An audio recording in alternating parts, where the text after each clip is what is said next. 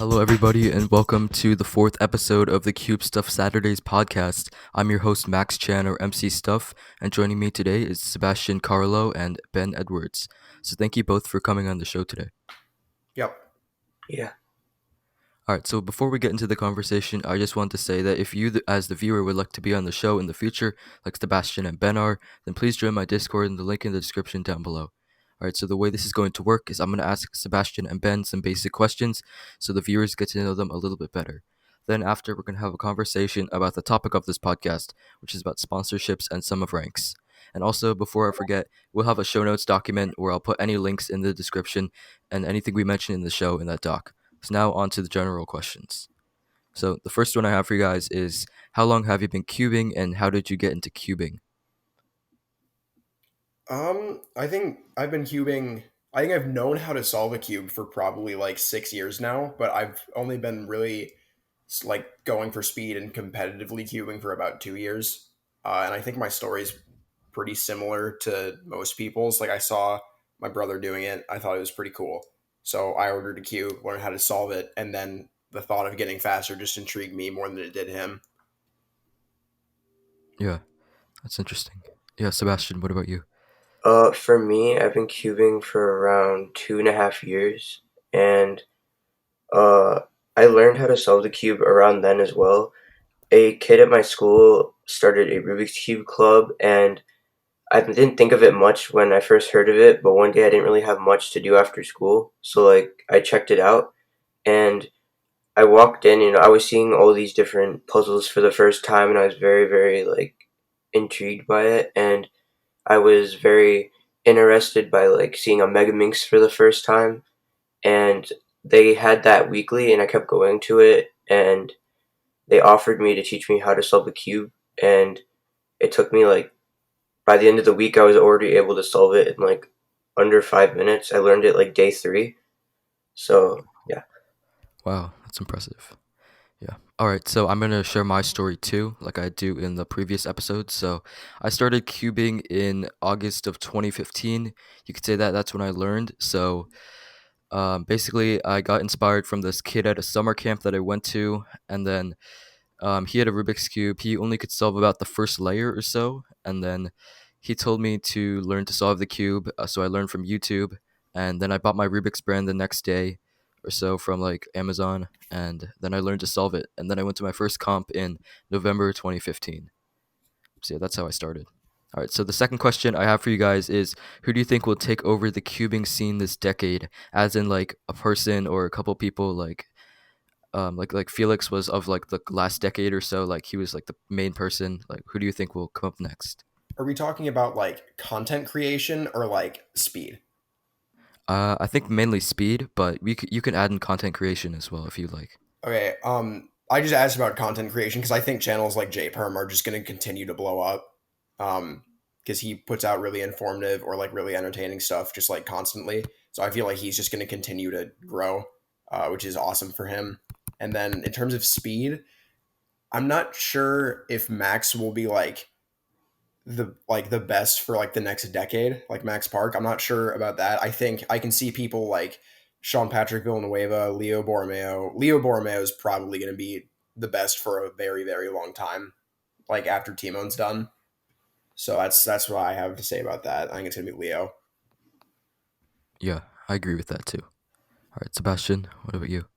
For content creation, I do also agree with Ben. I think J Perm, he already gets a lot of views and attention for the videos he makes, and he makes very good reviews of cubes, which definitely helps with people who don't know for like what cube to get, and he unboxes a lot of the newer cubes that comes out before they even come out.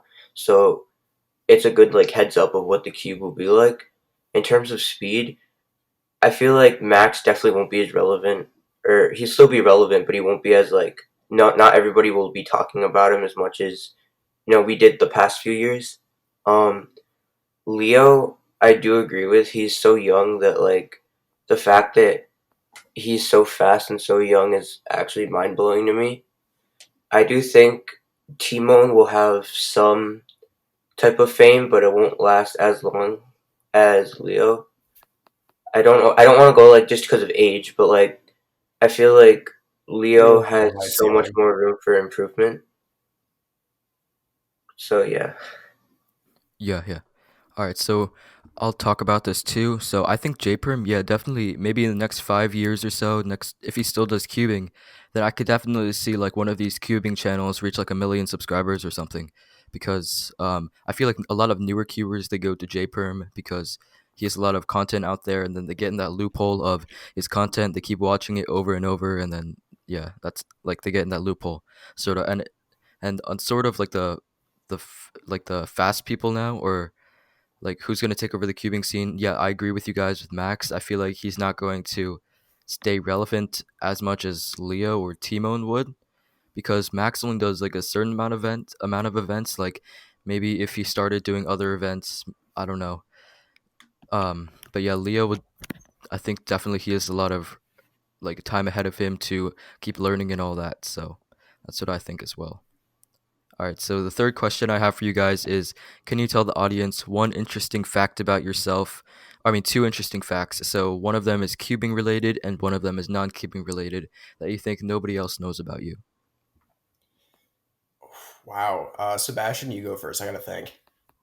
Okay. I'll do my best to think. I guess a non-cubing fact about me is that I had my middle school record for being able to stand on an Indo board, and it was like 22 minutes or something. If you don't know what an Indo board is, it's like that board with like the cylinder like base, and you have the board, and you're basically balancing on it. Oh, okay. That's Oh, yeah, sick. I've One seen of those. those. And Yeah. um, a cubing fact, I guess, is that I don't know. I've been cubing for 2.5 years. Okay. Yeah, that's interesting. So that must take a lot of balance for that board, right? Does Yeah, you it like definitely takes a lot of core strength, which yeah.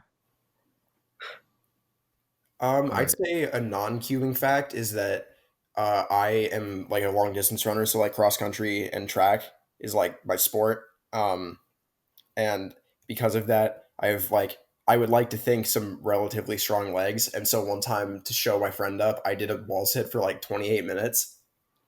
Um, because I wanted to beat his record because we're super competitive with each other. So that was fun. And then a cubing fact. Um, I only have a good official 2x2 single because the solution was like 6 moves and I missed it. So it could have been sub one, but I missed it. Okay. That's pretty cool. Yeah, so I'll share facts about me, I guess. So I guess I'll start with a cubing fact that I think nobody knows about me, but recently at my last competition, I got a 14 average on 3x3 because I believe I dropped the cube twice and I messed up on algorithm, so I got a counting 19, and that's like I broke my like I like I've been that's like my worst average by far for like the past 2 years or so. So I guess that was kind of disappointing. And then a non-cubing fact is, I guess I do long distance running too, like Ben. I don't do track as much, but I do cross country in the fall for my school. Um, yeah, and I play basketball. I used to play like AAU basketball, sorta. And yeah, that's my facts, I guess. All right, so now since the topic about this podcast is about sponsorships and sum of ranks, I want to just discuss some questions with you guys. So what does your average cubing practice session look like, and what do you do to practice when you sit down and cube? Um, for me, it's generally just like I sit down and then I generally practice on stack mat because I feel like that's just better, I guess. And what I'll do is I'll generally start with like bigger cubes, like 5 or 6, and then just kind of like work my way down as I like want to.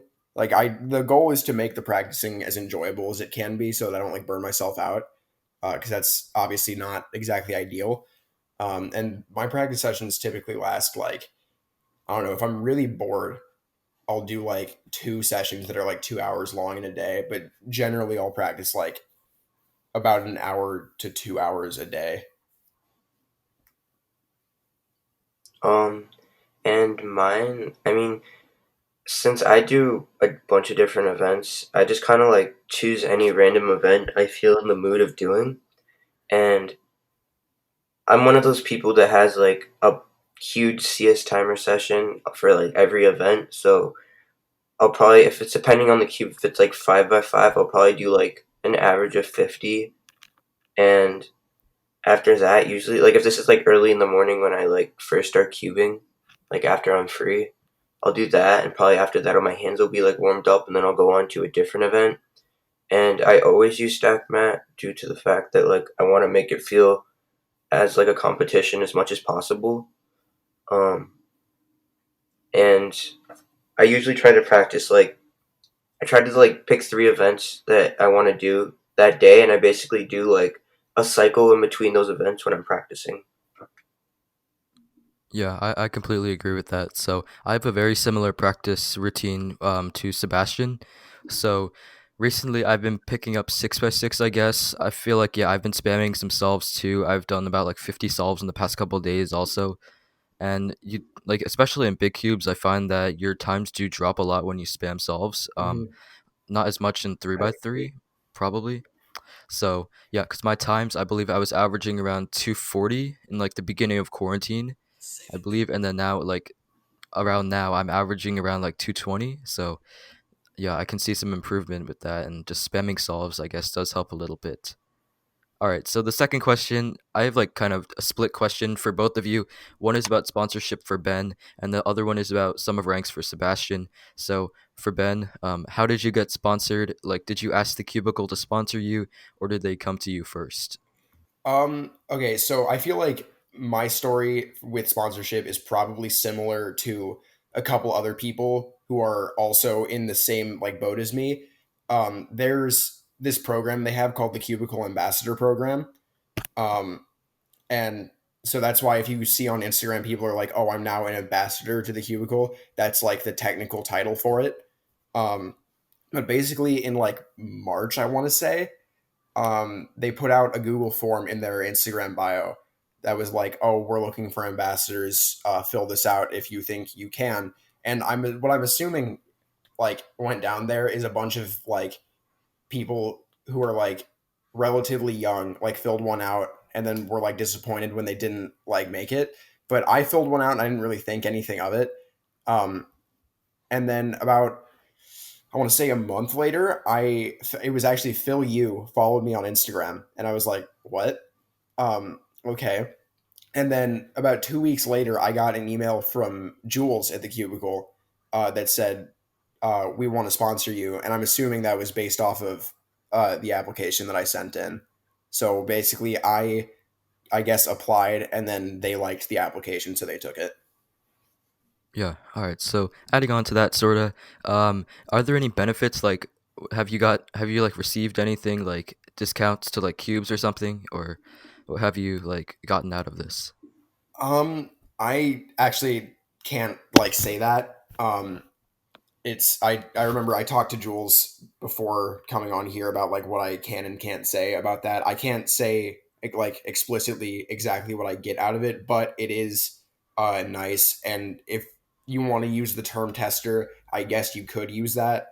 I did get the new Ouchlong WRM, that 5 by 5 that's still on pre-order. I like placed a pre-order for it and it just came like when it was supposed to. Um, so that's pretty cool. Like I have a relatively like new slash unreleased cube that I'm like working on a big video for right now. So like it just I get stuff like quickly. Um, and then I get a discount code that all of you can use. Use code Edward17 at checkout, capital E. Um, Okay. but yeah, it's I can't really delve into exactly like what I get out of it. Um, but it is helpful and it is very nice to have.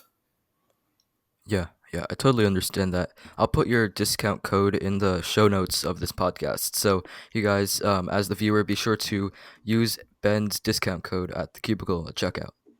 All right, so now Sebastian, I have a question for you about sum of ranks.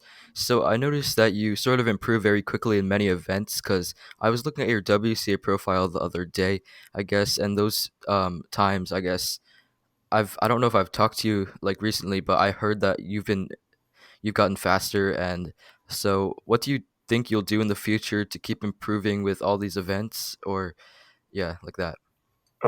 Yeah, so like my WCA results are pretty outdated. I haven't competed since October of 2019, so my globals for a lot of events are a lot faster. I guess in terms of what you're asking, like I have like the whole cycle thing that I do, and I usually keep that cycle not just for one day, but for maybe like 2 or 3 days at a time, and um, then I switch off the events into something else. So if I were to choose to do 6x6 clock and 2x2 for today, and then the next 3 days later, I could choose to do three blind 3x3 and square one. And usually when I hit a roadblock, I it was kind of like I will film like an over the shoulder solve to see like what I could improve on. And if I think I'm not able to improve, I just learn like algorithms and stuff. And that usually is like a last resort type of a thing. I kind of hate learning algorithms because my memory definitely isn't the best when it comes to like learning a bunch of algorithms at a time.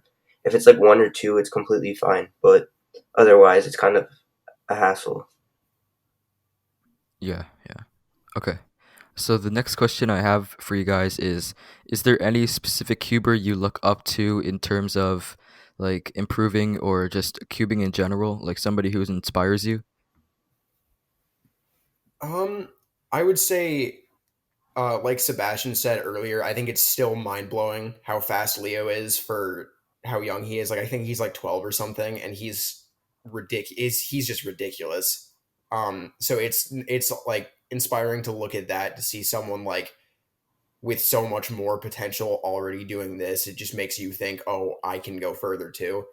Um, and then probably either like Lucas Eder or Max Park, because Max Park had to deal with the social problems and the like troubles that come with having autism, and he's still probably like the best or second best cuber in the world right now. And then Lucas Eder having to like go through arthritis at such a young age and then keep cubing and then get like a low six average when he came back was super cool.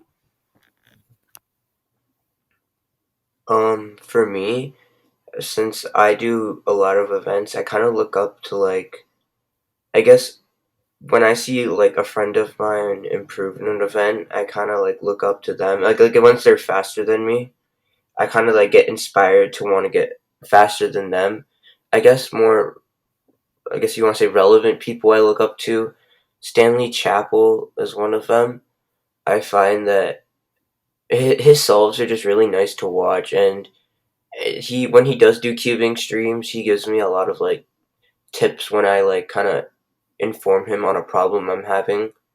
And I guess someone else would be like Jaden McNeil, because well, he makes really good cubing content. Obviously, he's been cubing for a while, and he knows a lot about a bunch of different events. So watching his vids, I kind of look up to him in that sort of way. If that makes sense. Yeah, it does. Yeah. So yeah, both Stanley and Jaden are really fast at like a bunch of events. So I guess that's like what you're trying to aim for too, right, Sebastian? Yeah. Yeah.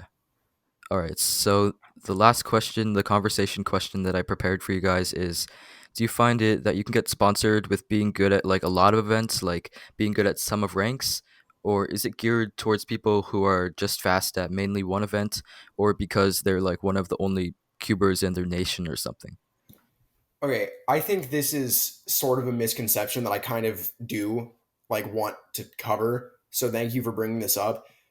Sponsorship does you do not have to be world class in one event or many events. Like you don't have to be fast. The reason that companies sponsor cubers is you have to give them a reason to think that your marketing and your branding will be able to increase their sales, because in the end, at the end of the day, it's a business and they need to make money.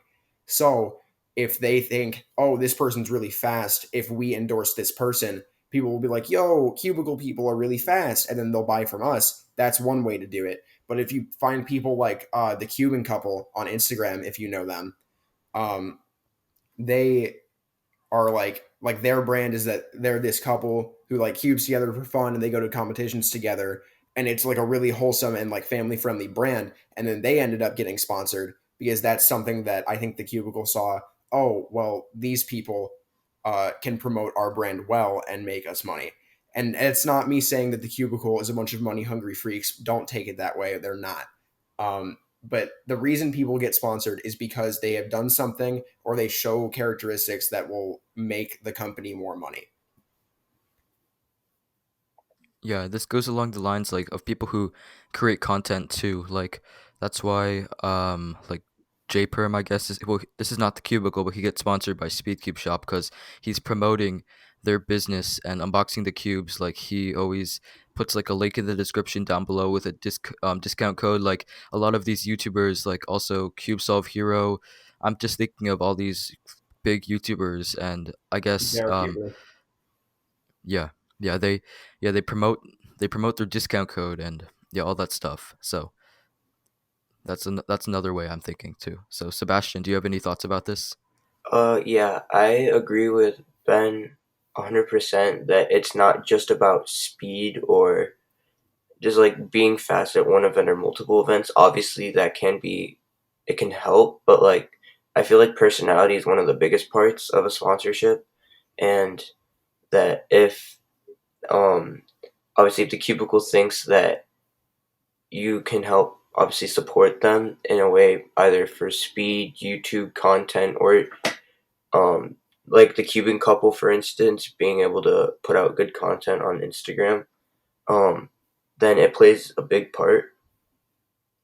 Yeah. All right, so that's all the questions I prepared for you guys. But is there anything else you would like to mention about this topic before we start to wrap up? Mhm. I think we should talk about specifically Sum of Ranks a little more, because I feel like Sum of Ranks is a subject that some people really like don't care for, and I feel like a lot of other people are like I guess kind of care a little too much about it. If you like get what I'm saying, like I don't know. I know people who think that Sum of Ranks is literally like the most important thing, and it's like their life in terms of cubing, and it's like just it like go to competitions to have fun. Like yeah, getting good results is fun and gratifying, but like go to competitions to have fun. I agree. I feel like there are a lot of people who are a little too over competitive when it comes to some of ranks. I feel like if someone were to be like really good at Megaminx and they, I don't know, plus two out of a world record average, then they just like didn't care about any other of the events for the rest of the day. That's like kind of, I wouldn't like that because, you know, it kind of ruins the point. It ruins the fun of going to a competition to see people and enjoy competing in a bunch of different events. Um, Obviously, if you like, even if it's just at home and you miss a PB, let's say by, I don't know, an M slice on 3x3, if you got like a U perm or something, if you use MU or you plus two out of a PB, obviously you're gonna get annoyed by it, but it's not gonna like screw up the rest of your day. You're gonna be annoyed for like a good 2 to 5 minute period, but then after that, you're just kind of like, okay, well, it's fine now. I don't really care. I can get it next time. Yeah, and at the end of the day, honestly, cubing, it's a really small part in your life. It's just a hobby that most people pick up. So it's not the end of the world if you miss your PB or something. So I feel like some people they should like I think frequently take breaks from cubing because sometimes if they get too attached to one thing, then it could like mix like their emotions. It could like hinder it, and they could I don't know. They just focus too much on cubing, and sometimes that's not a good thing. But some of ranks definitely does take a lot more time to get good at, like getting good at a lot of events rather than just one, because you have to not only like, practice a lot for all the events, but you have to also get really good at them if you want to move up in those rankings. So that's what I think about that too. So is that anything? Is there anything else you guys would like to touch on or about some of ranks? Not for me, unless Sebastian's got anything. I mean, something that's just kind of a huge, like, something that people don't really do right, I guess, is just practice routine. I know Stanley and I both have a very similar practice routine, like, when it comes to cycles. What I would recommend is go to your WCA profile and um, look at all your results, look at your, like, your worldwide, not your continental or national, and whatever are, like, your three worst rankings, I would say take those three events and grind them for the next, I'd say, week. Obviously, don't spend 24/7 doing it. Obviously, take breaks in between because it's not easy practicing the same three events at once. Um, but after like that week, I'd say switch out your um out of the three events, your best ranking event out of the three worst that you chose, and swap it out for the next worst or the fourth worst. And that's kind of like a good cycle to go with because you're going to be practicing the events that you're not the best at, and you'll improve over time. And then that cycle just keeps going on repeatedly, and you'll be improving in all events. Yeah, like those events that are bringing you down, your ranks will move up once you go to more competition since you've been practicing your worst ones. Like for me personally, my worst event is Megaminx, I think. So I think what I'll have to do is, yeah, I could spam that too. But also, I find that if you want to get better at bigger cubes and all that, I think you should just start practicing 7x7 and grinding that a lot Yeah. because part of 7x7 does help with 6x6, 5x5. I don't know about 4x4, but it does help with that. It helps with look ahead. I find that once I practice bigger cubes, my look ahead on 3x3 and other events is a lot better too because it's sort of like doing slow solving in a sense, but you're also practicing another event that's in the WCA. I completely agree. Yeah, as soon as I started picking up 6x6, like me and Sebastian picked up 6x6 at around the same time. Yeah, And then ever since then, I don't know about you, Sebastian, but I've like improved a fair amount at 5x5 too, just because. same. Prior to me getting a 6x6, I averaged like inconsistent around like 133 to like 137. But now after like doing 6x6 for a few weeks, obviously I've had it for longer, but I kind of stopped practicing. I need to pick it up. I dropped my global to like consistently averaging like 130. So All right, so before I guess we close out, is there anything you guys would like to plug, like your social media or anything in general that I can put in the show notes? Follow my Instagram, ben.edwards17. Subscribe to my YouTube. It's Ben Edwards hyphen Speedcuber. I'll send that link to Max after this is done. same for me. Follow my Instagram, Sebastian underscore Carrillo underscore cubing, and subscribe to my YouTube channel, Sebastian Carrillo. I'll also send Max the link. All right, so that's all for this episode. Thank you both for coming on the show today. Yep. Yeah. Alrighty, so I had an interesting conversation with Ben and Sebastian, so I would again like to thank them both for coming on the show. And like I said before, if you would like to be on the show in the future, then please join the Discord in the description down below, and hopefully we can have you on in the future. But yeah, that was all for this video. Be sure to comment, like, and subscribe, and I would like to thank you for watching till the end of this podcast. I'll catch you guys next week on the Cube Stuff Saturdays podcast, and I'll see you guys next time. Peace out.